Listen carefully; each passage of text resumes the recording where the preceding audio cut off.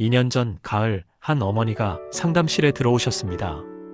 손에는 아들의 학교 폭력 통보서가 들려 있었고 눈은 3일 동안 울어서 퉁퉁 부어 있었습니다. 목사님, 저는 이 아이를 위해 평생 기도했는데 왜 하나님은 제 기도를 들어주지 않으시나요? 그분의 떨리는 목소리가 아직도 제 귓가에 생생합니다. 고등학교 2학년 아들이 친구들을 괴롭혔다는 통보를 받은 순간 이 어머니의 세상은 무너졌습니다. 저는 새벽 기도를 한 번도 빠진 적이 없어요. 신방도 열심히 다니고 헌금도 성실하게 드렸어요. 그런데 왜 제 아이는 이렇게 됐을까요? 그분은 모든 것이 자기 잘못이라고 생각하셨습니다. 기도가 부족했던 것은 아닌지, 신앙교육을 제대로 하지 못한 것은 아닌지, 하나님이 자신을 벌하시는 것은 아닌지. 밤마다 무릎 꿇고 울며 기도했지만 아들은 점점 더 거칠어져 갔습니다. 그런데 6개월 후 똑같은 어머니가 다시 상담실을 찾아오셨습니다. 이번에는 환한 미소를 띤 얼굴로 말입니다. 목사님, 제가 깨달았어요. 제가 하나님을 믿은 게 아니라 제 기도를 믿었던 거예요. 제가 하나님께 맡긴 게 아니라 제가 하나님을 조종하려 했던 거예요. 그분은 이렇게 말씀하셨습니다. 아들을 완전히 주님께 내려놓았더니 오히려 제 마음에 평안이 찾아왔어요. 그리고 신기하게도 아들이 조금씩 변하기 시작했어요. 사랑하는 성도님들, 혹시 지금 자녀 때문에, 가족 때문에 마음이 무겁지 않으십니까? 밤마다 걱정으로 잠 못 이루고 계시지 않습니까? 열심히 기도하는데 왜 변화가 없는지, 왜 하나님은 침묵하시는지 답답하지 않으십니까? 오늘 이 시간, 저는 여러분께 자녀와 가족을 진짜로 주님께 맡기는 기도의 7가지 비밀을 나누려 합니다. 이것은 제가 30년 목회 현장에서 직접 목격한 수많은 가정을 변화시킨 능력 있는 기도의 비밀입니다. 이 기도를 시작하는 순간 여러분의 무거운 짐이 내려지고 여러분의 자녀와 가족에게 하나님의 놀라운 역사가 일어날 것입니다. 지금부터 함께 이 귀한 여정을 시작하겠습니다. 첫 번째, 염려의 짐을 내려놓는 기도. 자녀를 키우는 부모라면 누구나 걱정합니다. 밥은 제대로 먹는지, 건강은 괜찮은지, 학교에서 왕따 당하지는 않는지, 나쁜 친구를 사귀지는 않는지. 특히 자녀가 성인이 되어도 걱정은 끝나지 않습니다. 직장은 잘 다니는지, 결혼은 잘할 수 있을지, 경제적으로 어렵지는 않은지. 어떤 권사님은 이렇게 고백하셨습니다. 목사님, 저는 30년 동안 자녀 걱정으로 살았어요. 이제 아이들이 다 장성해서 결혼도 했는데 이번엔 손주 걱정으로 또 살고 있어요. 언제까지 이렇게 살아야 할까요? 그렇습니다. 우리는 걱정하는 것이 부모의 의무라고 생각합니다. 걱정하지 않으면 무책임한 부모 같고 염려하지 않으면 사랑이 없는 사람 같습니다. 하지만 성경은 놀랍게도 이렇게 말씀하십니다. 마태복음 6장 25절부터 27절 말씀입니다. 그러므로 내가 너희에게 이르노니 목숨을 위하여 무엇을 먹을까, 무엇을 마실까, 몸을 위하여 무엇을 입을까. 염려하지 말라. 목숨이 음식보다 중하지 아니하며 몸이 의복보다 중하지 아니하냐. 공중의 새를 보라. 심지도 않고 거두지도 않고 창고에 모아들이지도 아니하되 너희 하늘 아버지께서 기르시나니 너희는 이것들보다 귀하지 아니하냐. 너희 중에 누가 염려함으로 그 키를 한 자라도 더할 수 있겠느냐. 예수님은 염려하지 말라고 명령하십니다. 이것은 단순한 권유가 아닙니다. 명령입니다. 왜 예수님은 염려하지 말라고 명령하실까요? 염려는 하나님을 신뢰하지 않는다는 증거이기 때문입니다. 하나님이 새도 먹이시는데 하물며 당신의 자녀를 돌보지 않으시겠느냐는 것이 예수님의 논리입니다. 당시 유대인들은 참새를 가장 하찮은 새로 여겼습니다. 시장에서 2마리에 한 아사리온, 즉 가장 작은 동전 하나에 팔렸습니다. 그런데 하나님은 그 하찮은 참새 한 마리도 기억하시고 돌보십니다. 하물며 하나님의 형상대로 지음받은 여러분의 자녀를 하나님이 얼마나 더 귀하게 여기시겠습니까? 그런데 우리는 왜 걱정할까요? 우리가 걱정해야 하나님이 움직이실 것 같기 때문입니다. 이것은 교묘한 불신앙입니다. 제가 목회하면서 만난 한 집사님이 계셨습니다. 40대 중반의 이 집사님은 대학생 아들이 군대에 간 후로 하루도 편히 쉬지 못했습니다. 혹시 훈련 중에 다치지는 않을까? 선임병에게 괴롭힘을 당하지는 않을까? 매일 뉴스에서 군대 사고 소식이 나올 때마다 가슴이 철렁 내려앉았습니다. 새벽 기도 때마다 하나님, 우리 아들 지켜주세요 라고 기도했지만 낮에는 걱정으로 일손이 떨어지지 않았습니다. 그러던 어느 날 이 말씀을 묵상하다가 깨달았습니다. 내가 하나님을 믿지 않고 있구나. 하나님께 기도는 하지만 실제로는 내 걱정을 믿고 있구나. 그날부터 이 집사님은 기도 제목을 바꿨습니다. 하나님, 제 아들을 지켜달라는 기도는 그만하겠습니다. 대신 아버지께서 제 아들과 함께 하심을 믿겠습니다. 아버지의 선하신 계획을 신뢰하겠습니다. 그리고 매일 아침 이렇게 선포했습니다. 주님, 오늘도 제 아들은 아버지의 손안에 있습니다. 제가 걱정할 필요가 없습니다. 신기하게도 마음의 평안이 찾아왔습니다. 뉴스를 봐도 두렵지 않았고 밤에 잠도 푹 잘 수 있었습니다. 그리고 몇 달 후 면회를 갔을 때 아들이 이렇게 말했습니다. 엄마, 군대 생활이 힘들 때마다 이상하게 평안함이 느껴졌어요. 마치 누군가 나를 지켜주시는 느낌이었어요. 사랑하는 성도님들, 여러분도 이런 경험하고 싶지 않으십니까? 오늘부터 이렇게 기도하십시오. 주님, 제 자녀는 제 것이 아니라 주님의 것입니다. 주님께서 이미 지키고 계심을 믿습니다. 제 염려를 내려놓고 주님의 평안을 선택합니다. 이 기도가 여러분의 무거운 짐을 내려놓는 첫걸음이 될 것입니다. 두 번째, 하나님의 계획을 신뢰하는 기도. 염려를 내려놓는 것만으로는 부족합니다. 그 빈자리를 무엇으로 채워야 할까요? 바로 하나님의 계획에 대한 신뢰입니다. 많은 부모님이 자녀를 위해 완벽한 계획을 세웁니다.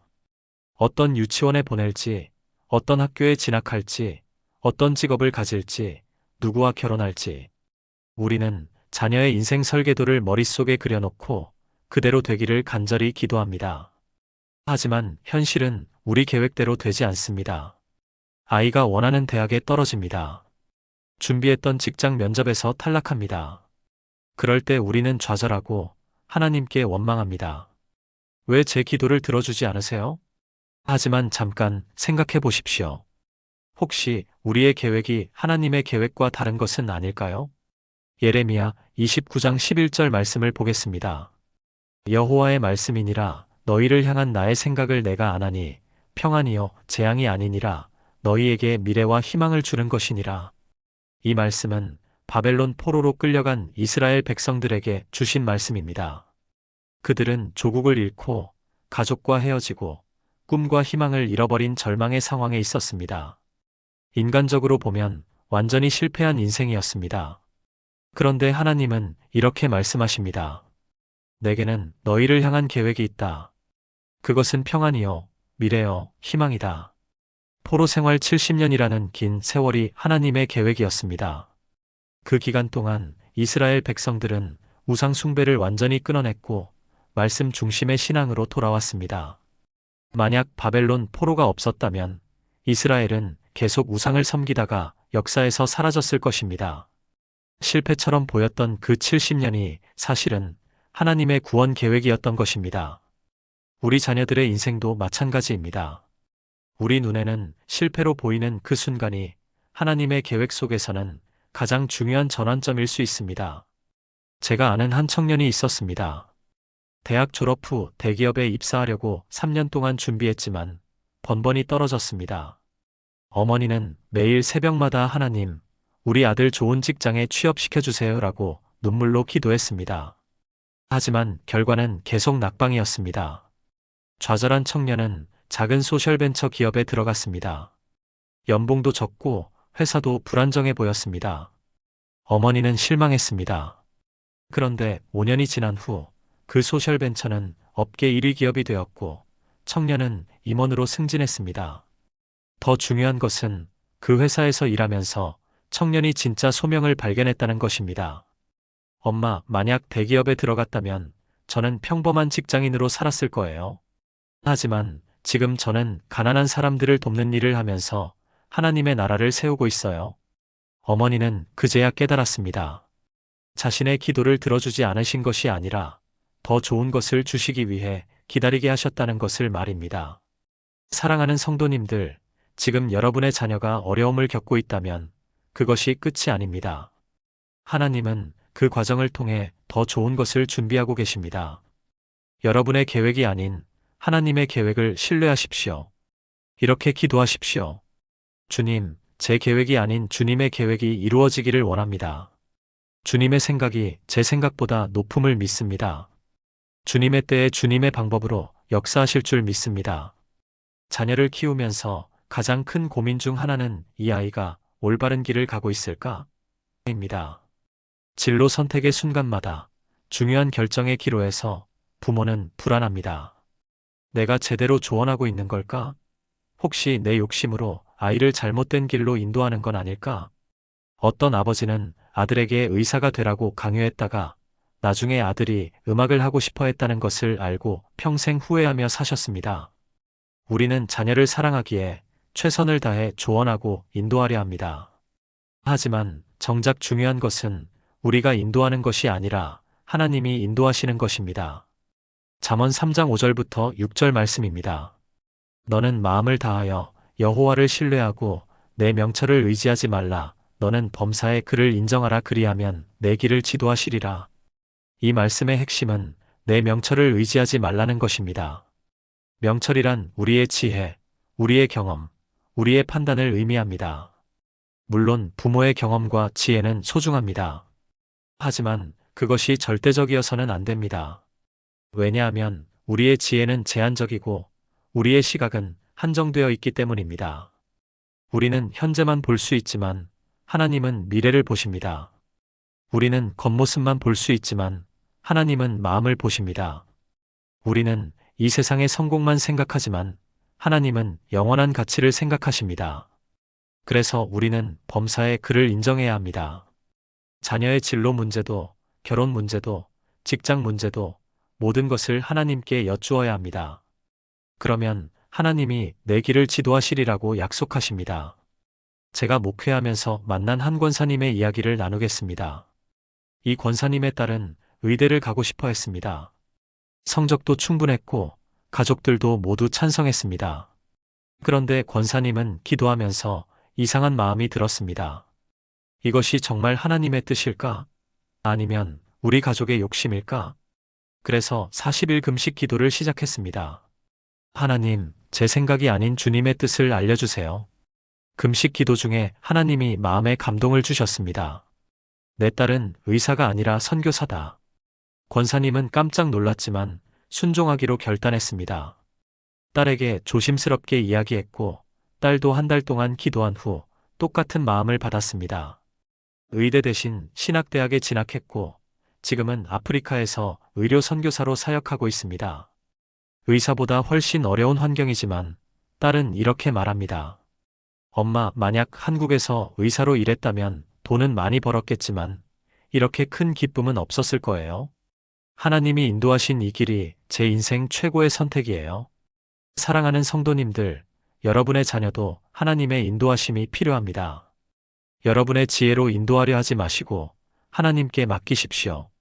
이렇게 기도하십시오. 주님, 제 자녀의 발걸음을 주님이 인도해 주소서. 제 생각이 아닌 주님의 뜻이 이루어지게 하소서. 주님이 예비하신 길로 인도하시고 그 길에서 주님의 뜻을 이루게 하소서. 부모의 마음 중 가장 큰 부분은 자녀의 안전입니다. 특히 자녀가 부모 곁을 떠나 있을 때 우리는 불안합니다. 유학 간 자녀, 군대 간 자녀, 직장 때문에 다른 도시에 사는 자녀. 우리 눈에 보이지 않는 곳에서 무슨 일이 일어나는지 알 수 없기에 두렵습니다. 한 어머니는 이렇게 고백했습니다. 딸이 미국 유학을 갔을 때 저는 시차 때문에 밤잠을 제대로 잘 수가 없었어요. 혹시 교통사고라도 나지 않을까? 나쁜 사람을 만나지 않을까? 우리가 24시간 자녀 옆을 지킬 수는 없기 때문입니다. 시편 121편 3절부터 8절까지의 말씀을 보겠습니다. 여호와께서 너를 실족하지 아니하게 하시며 너를 지키시는 이가 졸지 아니하시리로다. 이스라엘을 지키시는 이는 졸지도 아니하시고 주무시지도 아니하시리로다. 여호와는 너를 지키시는 이시라. 여호와께서 내 우편에서 내 그늘이 되시나니 낮에 해가 너를 상하게 하지 아니하며 밤의 달도 너를 해치지 아니하리로다. 여호와께서 너를 지켜 모든 재앙을 면하게 하시며 또 내 영혼을 지키시리로다. 여호와께서 너의 출입을 지금부터 영원까지 지키시리로다. 이 시편은 이스라엘 백성들이 예루살렘으로 순례를 갈 때 부르던 노래입니다. 당시 예루살렘으로 가는 길은 위험했습니다. 산적들이 출몰하고 맹수들이 나타나고 날씨도 변덕스러웠습니다. 그래서 순례자들은 불안했습니다. 그때 부르는 노래가 이 시편 121편입니다. 하나님은 졸지도 않으시고 주무시지도 않으신다. 우리는 잠을 자야 하고 피곤하면 쉬어야 합니다. 하지만 하나님은 24시간 깨어 계십니다. 우리가 자는 동안에도, 우리가 알지 못하는 순간에도 하나님은 우리 자녀를 지키고 계십니다. 낮에 해도 밤의 달도 너를 해치지 못한다. 이것은 하나님의 보호가 완전하다는 의미입니다. 출입을 지금부터 영원까지 지키신다. 나갈 때도 들어올 때도 지금도 앞으로도 영원히 지키신다는 약속입니다. 제가 목회하면서 경험한 놀라운 간증을 나누겠습니다. 한 집사님의 아들이 군대에서 훈련 중 큰 사고를 당했습니다. 실탄 사격 훈련 중에 옆 사람의 총이 폭발한 것입니다. 다른 병사들은 크게 다쳤는데 이 청년만 기적적으로 무사했습니다. 의사들도 신기해했습니다. 폭발 지점에서 가장 가까운 위치였는데 어떻게 멀쩡할 수 있죠? 나중에 어머니에게서 이야기를 들었습니다. 목사님, 사고 당일 새벽, 저는 이상하게 마음이 불안해서 깊이 기도했어요. 주님, 오늘 제 아들을 특별히 지켜주세요. 그리고 계속 시편 121편을 반복해서 암송했어요. 그 시간이 정확히 아들이 사고를 당한 시간이었습니다. 하나님은 어머니의 마음에 감동을 주셔서 중보기도하게 하셨고 아들을 보호하신 것입니다. 사랑하는 성도님들, 여러분의 자녀도 지금 이 순간 하나님의 보호하심 가운데 있습니다. 여러분이 보지 못하는 곳에서, 여러분이 알지 못하는 순간에 하나님은 여러분의 자녀를 지키고 계십니다. 그러니 두려워하지 마십시오. 대신 이렇게 기도하십시오. 주님, 제 자녀를 지켜주소서. 낮에도 밤에도 집에서도 밖에서도 보이는 위험에서도 보이지 않는 위험에서도 지켜주소서. 주님의 천사들을 보내어 사방에서 보호해 주소서. 부모의 관심은 대부분 자녀의 외적 성공에 집중됩니다. 좋은 학교, 좋은 직장, 좋은 배우자. 물론 이것들도 중요합니다. 하지만 가장 중요한 것은 자녀의 영적 상태입니다. 아무리 세상에서 성공해도 하나님을 모른다면 그것은 진짜 성공이 아닙니다. 마태복음 16장 26절 말씀입니다. 사람이 만일 온 천하를 얻고도 제 목숨을 잃으면 무엇이 유익하리요? 사람이 무엇을 주고 제 목숨과 바꾸겠느냐? 예수님은 온 천하를 얻는 것보다 영혼을 구원받는 것이 더 중요하다고 말씀하십니다. 많은 부모님이 자녀의 신앙에 대해 걱정합니다. 우리 아이가 교회를 떠났어요. 믿음이 있는지 없는지 모르겠어요. 특히 자녀가 청소년기, 청년기를 거치면서 신앙의 방황을 겪는 경우가 많습니다. 어떤 아버지는 이렇게 말씀하셨습니다. 아들이 중학교 때까지는 교회 잘 다녔는데 고등학교 들어가면서 교회를 떠났어요. 어떻게 해야 할지 모르겠어요. 이럴 때 우리가 해야 할 일은 무엇일까요? 억지로 교회에 데려가는 것일까요? 가장 중요한 것은 기도입니다. 에베소서 1장 17절부터 19절 말씀을 보겠습니다. 우리 주 예수 그리스도의 하나님, 영광의 아버지께서 지혜와 계시의 영을 너희에게 주사 하나님을 알게 하시고 너희 마음의 눈을 밝히사 그의 부르심의 소망이 무엇이며 성도 안에서 그 기업의 영광의 풍성함이 무엇이며 그의 힘의 강력으로 역사하심을 따라 믿는 우리에게 베푸신 능력의 지극히 크심이 어떠한 것을 너희로 알게 하시기를 구하노라. 바울은 에베소 교회 성도들을 위해 이렇게 기도합니다. 하나님을 알게 하시고 마음의 눈을 밝히소서. 이것이 가장 중요한 기도입니다. 사람이 하나님을 아는 것은 인간의 노력으로 되지 않습니다. 하나님의 은혜로만 가능합니다. 제가 목회하면서 만난 한 어머니의 이야기입니다. 이 어머니의 아들은 대학에 입학하면서 교회를 완전히 떠났습니다. 무신론자가 되어 하나님은 없다고 선언했습니다. 어머니는 절망했습니다. 처음에는 설득하려고 했지만 아들은 오히려 반발했습니다. 어머니는 깨달았습니다. 내가 아들을 변화시킬 수 없구나. 오직 하나님만이 하실 수 있구나. 그날부터 어머니는 전략을 바꿨습니다. 아들에게 더 이상 잔소리하지 않았습니다. 대신 매일 새벽 이렇게 기도했습니다. 하나님, 제 아들의 마음의 눈을 열어주소서. 제 아들이 하나님을 알게 하소서. 성령님, 제 아들을 만나주소서. 그리고 1년이 지났습니다. 어느 날 아들이 집에 와서 말했습니다. 엄마, 나 이번 주일에 교회 가도 돼? 아들은 대학 캠퍼스에서 한 크리스천 선배를 만나 변화되기 시작했습니다. 하나님은 어머니의 기도를 들으시고 한 선배를 보내셔서 아들을 변화시키신 것입니다. 지금 그 청년은 대학 선교단체에서 열심히 활동하고 있습니다. 사랑하는 성도님들, 여러분의 자녀가 지금 믿음에서 멀어져 있다 해도 절망하지 마십시오. 하나님은 여러분의 기도를 들으시고 가장 좋은 때에 가장 좋은 방법으로 역사하실 것입니다. 이렇게 기도하십시오. 주님, 제 자녀의 마음의 눈을 열어주소서.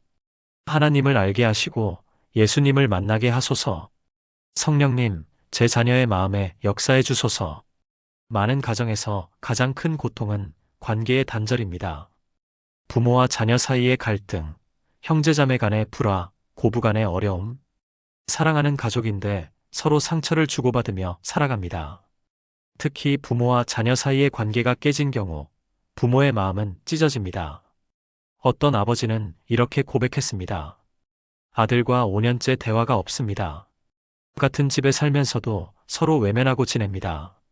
어떤 어머니는 이렇게 말했습니다. 딸이 결혼하면서 저희와 관계를 끊었어요. 손주도 보여주지 않아요. 이런 상황에서 우리는 어떻게 해야 할까요? 먼저 사과하고 잘못을 인정하고 관계를 회복하려 노력해야 합니다. 하지만 때로는 인간적인 노력만으로는 부족합니다. 이럴 때 필요한 것이 기도입니다. 골로새서 3장 12절부터 14절 말씀입니다. 그러므로 너희는 하나님이 택하사 거룩하고 사랑받는 자처럼 긍휼과 자비와 겸손과 온유와 오래 참음을 옷 입고 누가 누구에게 불만이 있거든 서로 용납하여 피차 용서하되 주께서 너희를 용서하신 것 같이 너희도 그리하고 이 모든 것 위에 사랑을 더하라. 이것은 온전하게 매는 띠니라. 이 말씀의 핵심은 주께서 너희를 용서하신 것 같이 너희도 그리하라는 것입니다. 우리가 서로를 용서해야 하는 이유는 하나님이 먼저 우리를 용서하셨기 때문입니다. 우리가 하나님께 얼마나 많은 죄를 지었습니까? 그런데 하나님은 예수 그리스도의 십자가를 통해 우리의 모든 죄를 용서하셨습니다. 그 용서를 받은 우리가 어떻게 다른 사람을 용서하지 않을 수 있겠습니까? 제가 목회하면서 목격한 놀라운 회복의 이야기를 나누겠습니다. 한 집사님과 아들이 10년 동안 대화를 하지 않았습니다. 아들이 사업을 하겠다며 아버지의 퇴직금을 모두 빌려갔는데 사업이 실패하면서 관계가 깨진 것입니다. 10년이 지나도 두 사람은 서로에게 다가가지 못했습니다. 그런데 아버지가 암 진단을 받았습니다. 시한부 6개월.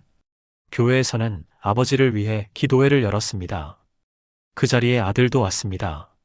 10년 만에 처음으로 아버지와 아들이 같은 공간에 있었습니다. 기도회가 끝나고 아들이 아버지에게 다가갔습니다. 아버지. 그 한마디에 아버지가 무너졌습니다. 미안하다, 아들아. 아버지가 잘못했다. 아들도 울었습니다. 아니에요. 제가 잘못했어요. 용서해 주세요.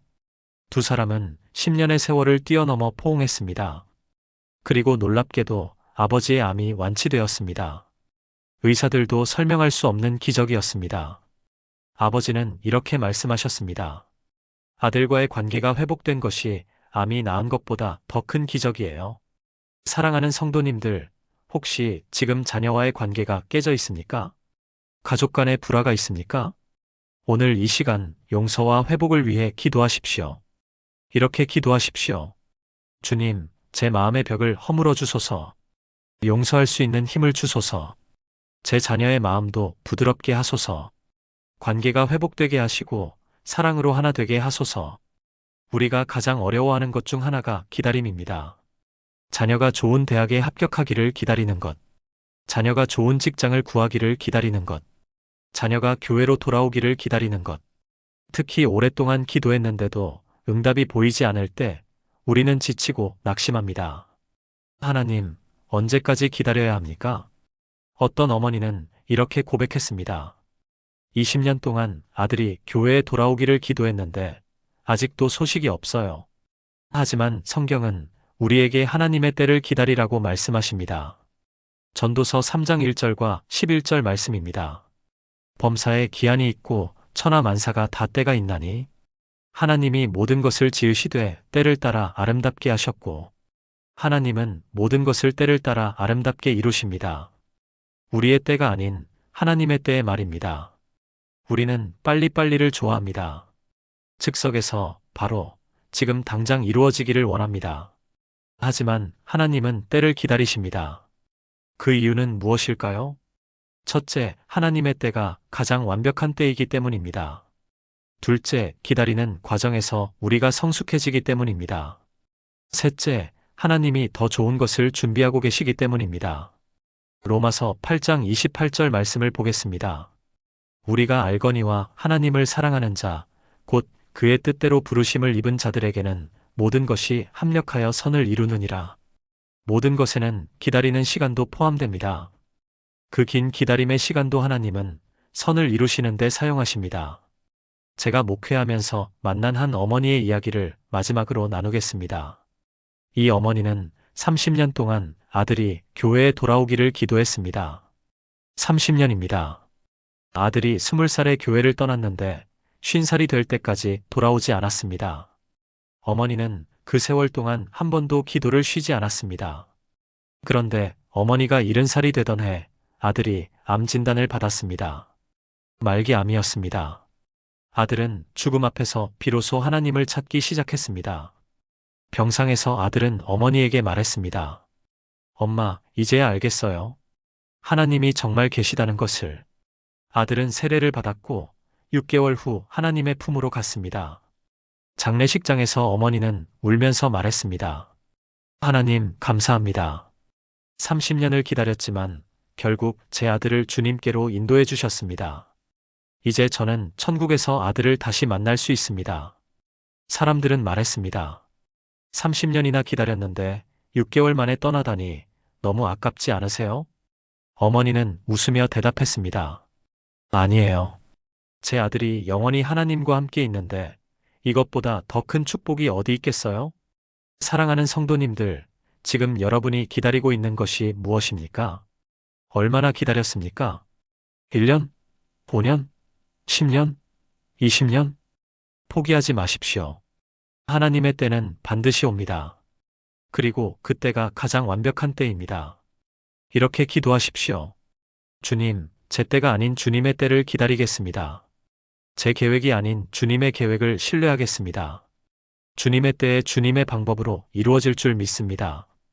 포기하지 않고 끝까지 기도하며 기다리겠습니다. 사랑하는 믿음의 가족 여러분, 지금까지 우리는 자녀와 가족을 주님께 맡기는 기도의 7가지 비밀을 함께 나누었습니다. 첫째, 염려의 짐을 내려놓는 기도를 배웠습니다. 우리의 걱정이 아니라 하나님의 돌보심을 신뢰하는 것입니다. 둘째, 하나님의 계획을 신뢰하는 기도를 배웠습니다. 우리의 계획이 아닌 하나님의 완벽한 계획을 믿는 것입니다. 셋째, 자녀의 발걸음을 인도하시는 기도를 배웠습니다. 우리의 명철이 아닌 하나님의 인도하심을 구하는 것입니다. 넷째, 보이지 않는 곳에서 보호하시는 기도를 배웠습니다. 우리가 볼 수 없는 곳에서도 하나님이 지키심을 믿는 것입니다. 다섯째, 영적 성장을 위한 기도를 배웠습니다. 세상의 성공보다 영혼의 구원이 더 중요함을 아는 것입니다. 여섯째, 관계 회복을 위한 기도를 배웠습니다. 깨진 관계를 하나님의 사랑으로 회복하는 것입니다. 일곱째, 하나님의 때를 기다리는 기도를 배웠습니다. 우리의 때가 아닌 하나님의 완벽한 때를 인내로 기다리는 것입니다. 이 7가지 기도는 단순한 기도 제목이 아닙니다. 이것은 우리 자녀를 진짜로 하나님께 맡기는 믿음의 고백입니다. 오늘부터 이 기도를 시작하십시오. 매일 아침 자녀의 이름을 부르며 이 7가지 기도를 드리십시오. 그러면 놀라운 일이 일어날 것입니다. 여러분의 마음에 평안이 찾아올 것입니다. 여러분의 자녀에게 하나님의 역사가 일어날 것입니다. 여러분의 가정에 회복과 치유가 임할 것입니다. 혹시 이 영상을 보시는 분 중에 지금 자녀 문제로 힘들어하시는 분이 계십니까? 댓글로 기도 제목을 남겨주십시오. 저희 교회 성도들과 함께 여러분의 자녀를 위해 기도하겠습니다. 또한 이 영상이 도움이 되셨다면 좋아요를 눌러주시고 구독 버튼을 눌러주십시오. 그리고 같은 고민을 하고 있는 다른 부모님들에게도 이 영상을 공유해 주십시오. 여러분의 작은 나눔이 누군가에게는 큰 위로와 희망이 될 수 있습니다. 마지막으로 여러분 모두를 축복합니다. 하나님의 은혜가 여러분의 가정에 충만하기를 기도합니다. 여러분의 자녀가 하나님의 계획 가운데서 아름답게 성장하기를 기도합니다. 여러분의 가정에 평안과 기쁨이 넘치기를 기도합니다. 주님의 이름으로 축복합니다. 다음 영상에서 또 만나 뵙겠습니다.